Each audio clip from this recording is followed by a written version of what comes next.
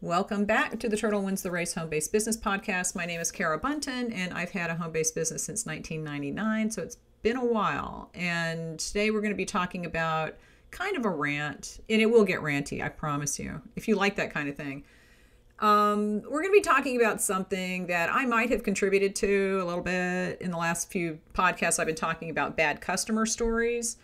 And yeah, okay, bad customer stories are fun, but they're anomalies. They're not normal. This is not the average customer. These are the ones that stick with you because they're so outrageous, right? These people are not normal people who are walking the earth. The vast majority of people are fine. They're happy. They appreciate your work. They're going to give you good reviews. They're going to say, oh, I love this thing.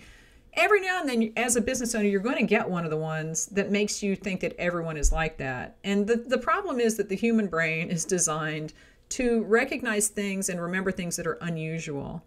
So when we look at something that's unusual, like a customer who is nasty, we tend to remember that, and then we start thinking that everyone is like that. And the reason that I was thinking about this topic is that in the last, I would say like 5 or 6 months in my Facebook group, the moderators and I have noticed a real increase in the number of posts that are just kind of customer bashing. And somebody actually made a comment in the group about this group is just full of customer bashing. And I was like, I don't think so. So I think people have different, levels of deciding what that is. But I've seen a lot of posts where we either had to delete the post or we had to turn commenting off. And I'm at the point now where if I see a post that even could go in that direction, then the comments get turned off. And there might not be anything wrong with the comments that have been posted, but I know what's going to happen. And I think I went into the group and said, look, y'all need to calm down, okay? And I understand that people are crabby. People are crabby these days, but this isn't just now. This has been going on for a while because we've noticed this trend in not just in my group and other places too, where, it's posting stories about people who are rude to you. And then everyone piles on and says, oh, they're terrible. What an awful person. And one thing I will point out, and I did talk about this in the group video that I posted, is, well, let's see. All of the bad customer stories that I was talking about were from at least 10 years ago.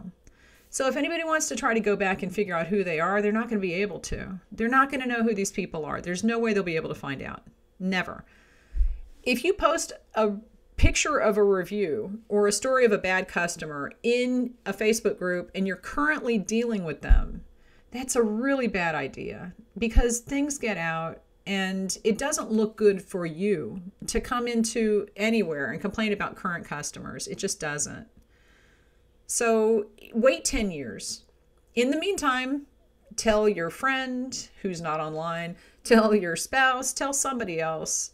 But don't go onto public Facebook groups and bash people who you are currently working with. And the video that I posted in my group was basically the distinction is if you're coming to some place and saying, I'm having problems with this customer and the situation, how should I handle it? If you're looking for input, if you're looking for ideas to make the situation better, post that because you're going to be able to get different perspectives from different business owners. But if you're just going in to say, look at this jerk and they're such a jerk and they gave me a 3-star review and they're a jerk, everybody can run over to your shop and see that review and they can read it and then they can come back and say, what a jerk. There's no point in that. There is absolutely no point in that other than making people think that there are all of these jerks running around, which there kind of are. But the vast majority of people are not like that. And once you start hearing that thing over and over and over, this is propaganda. This is how propaganda works. This is what we're dealing with every day of our lives, okay? This is like bad customer propaganda. If you're constantly talking about how bad all of your customers are, then everybody who reads that is going to start saying, yeah, I had a bad customer 3 weeks ago. And you're going to forget all of the 60 other good customers that you had because you're going to be fixated on that one bad customer. All right, so bad customer stories are fun, but wait 10 years. Wait, don't bring it up now. It's not a good look for a business owner to be publicly complaining about customers. It just isn't. And it doesn't help people. Like I said, if you want to get, input about how to handle a situation to make it better, then yes. All right. there are three things that I wanted to address with this that kind of go with this topic. And the first is the concept of rewarding bad behavior. Now, I am not one to reward bad behavior, but that usually comes before the person hires you. Okay, so if you're getting messages from someone who's cranky or demanding, just don't sell to them. That's rewarding bad behavior. If you're like, yes, you're abusive to me, but I'm going to let you buy from me and then I'm going to be your servant. No, you don't need to do that. But if that person has already hired you, then you need to fix the situation, whatever it is, and however you need to do it. Okay. Now, some people will just say, I don't reward bad behavior. And if they're going to come at me with cursing and that kind of stuff, well, no, number one, that's not acceptable. That's not right. And I'm not saying that it is. But at the same time, how much mental energy are you willing to put into that? You could just cancel and refund the person. That's it. But then they get to keep the product. Okay, you can't get them to send it back.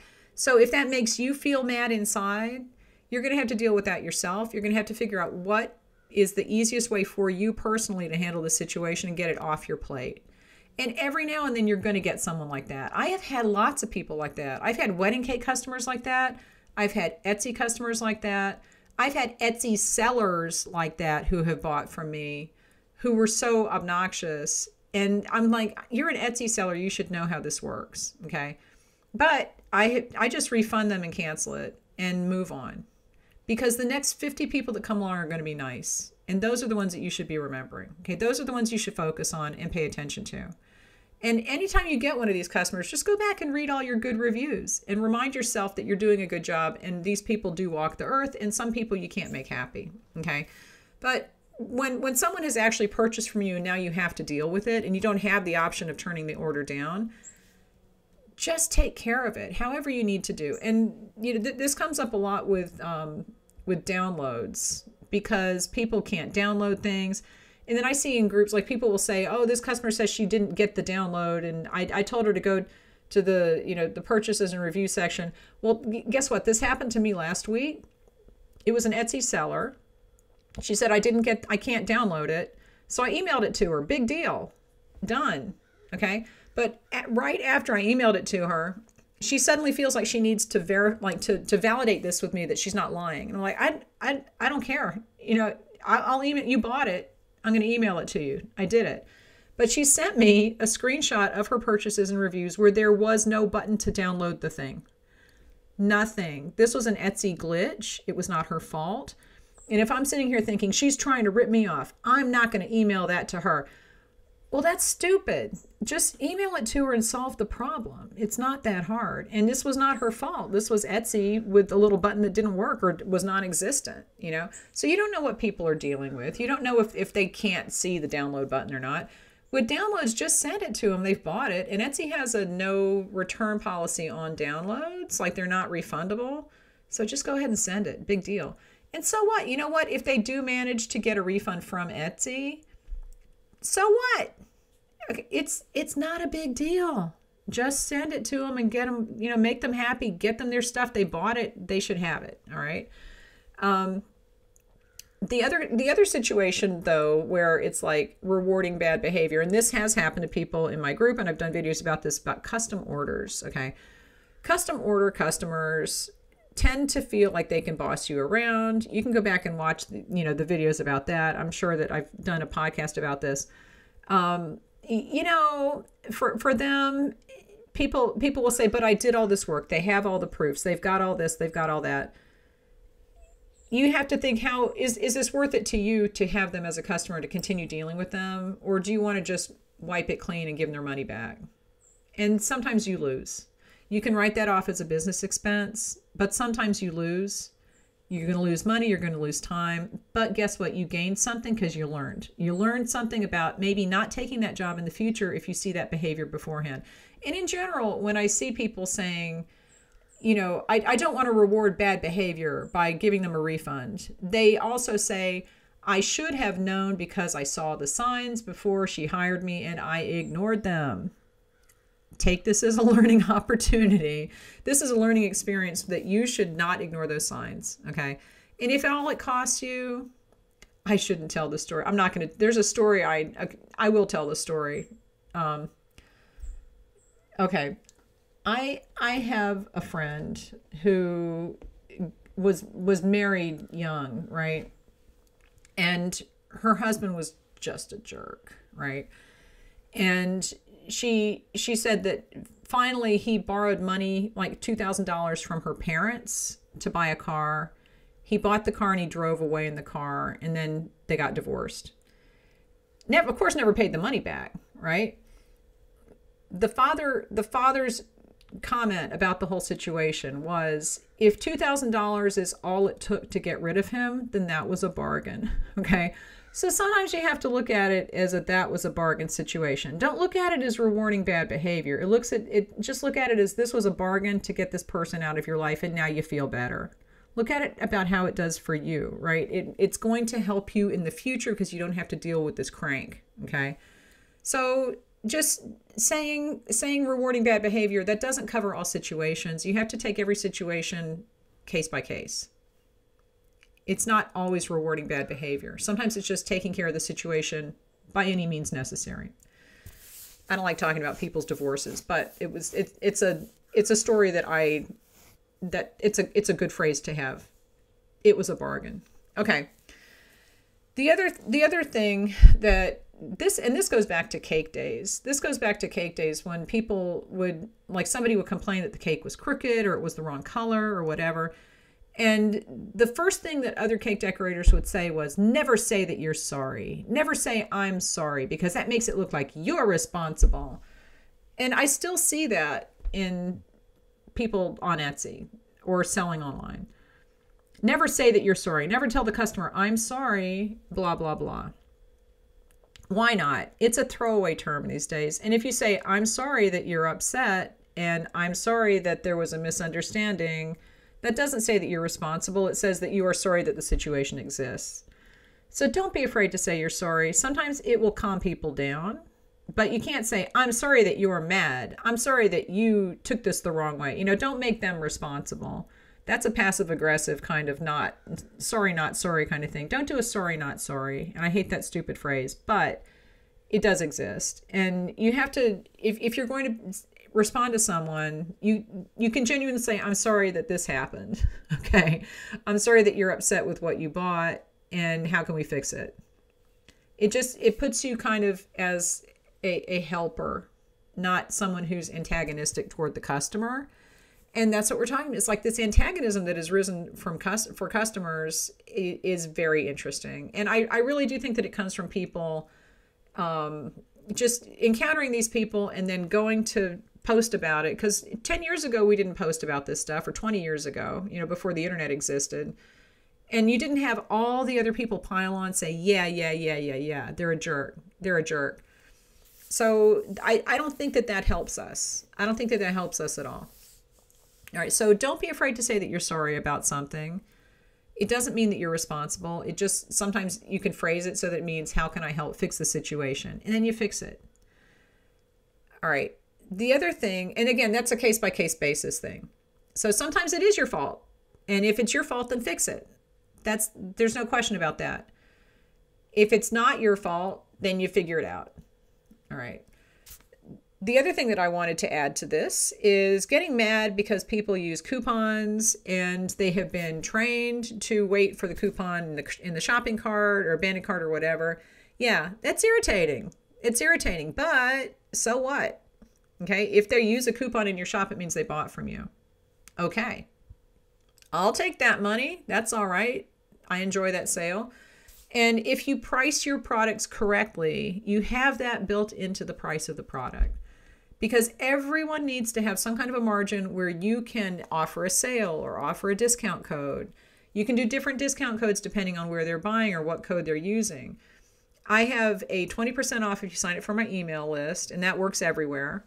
I have specific codes that I'm using on Pinterest now, which I haven't told anyone about yet, and I'll be talking about that in my Pinterest class in the lives that I do in there. I have the abandoned cart set up, and that is not as much. That's 10%. So, and the Pinterest code is 15. The abandoned cart is 10. I don't have the favorites coupon set up because that's the one that Etsy was sending out to everybody. I don't know if they're still doing that, where they're sending messages through our messaging system to make it look like it's coming from us and with a coupon. I don't do that one because I don't like that. I don't like that Etsy is sending these, blasting these messages out to people. But I do have the abandoned cart set up because stats and data show that that actually does get people to come back and purchase. So why not, right? And yeah, it's a little irritating when people are trained to wait for the coupon, but not everybody does that. I don't do that. I know a lot of people just buy. The majority of people who buy in my shop do not use any kind of a discount code at all, even though they're readily available. Anyone can sign up for my email list and get that 20% off. They don't. Because I guess they don't want more emails. That's legitimate. But it's the kind of thing where you can't be mad at people for using a discount that you offer. If you don't want to offer them, then turn them off. It's not that big a deal. Now, I would say that you need to be careful with doing sales and discounts, and the offsite ads fees can get you. So pay attention to your margins, but you should have that built in somewhere. That's part of your advertising budget, it's promotional marketing. That every business needs a marketing budget, and that should be part of it. So don't get mad at people when they actually use a discount that you provided, because that means that they bought from you. Okay, so those kinds of things where people complain about that, I don't understand, because I'm like, what are you complaining about? You just made money. If you didn't make money, then that's on you. Okay, you need to figure that out for yourself and take every possible discount into account and add that into the price of your items. So, look, basically, just remember that the bad customers are going to stay with you in your head because they're unusual. The majority of people are great. The majority of people give you good reviews and they like your products. And my customers post pictures of the cakes that they make with the things that I send them. And it's great. But every now and then that one person comes along. Don't use that one person as your mental picture of every customer, because it puts you on the defensive. And then when someone does actually need help, you're immediately thinking they're trying to rip me off. This is a scammer. This is ridiculous. But I can guarantee you that anytime anyone posts something in my Facebook group about this customer is doing this, I'm like, yeah, that happened to me too. Packages are delivered to the wrong place. Packages show up 4 days after my little USPS, notifications say that it was coming. Things happen. People can't download things because the Etsy doesn't have the button there. Things happen. So don't assume that everyone is a scammer. And don't take those people who do exist and they're nasty as the example for everyone, because it doesn't make you a better seller. It doesn't make you a better business owner. And you really need to try to handle things as they come up. If you can avoid them, then yeah, don't take that order. But once the order is placed and they're your customer, it's your responsibility to handle it, however that may be. All right. So if you're posting in my Facebook group saying, how can I handle this customer? Give me advice. That's fine. If you're just going over there to bash somebody and to get other people to agree that they're a jerk, just wait until you calm down and then think, how does this make me look? Okay. Because it doesn't make you look good. Just saying. All right. And wait 10 years to tell the bad customer stories. Don't identify people. It's not a good look. All right. So leave me any questions. Give this video a thumbs up and I will talk to you later.